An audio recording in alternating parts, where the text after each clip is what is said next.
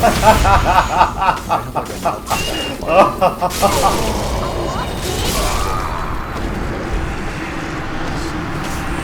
He's making a hole bigger? What the heck, Connor? Why is your chat like? Don't talk shit about my chat. Bro, why are they telling you that? Why are they telling you why?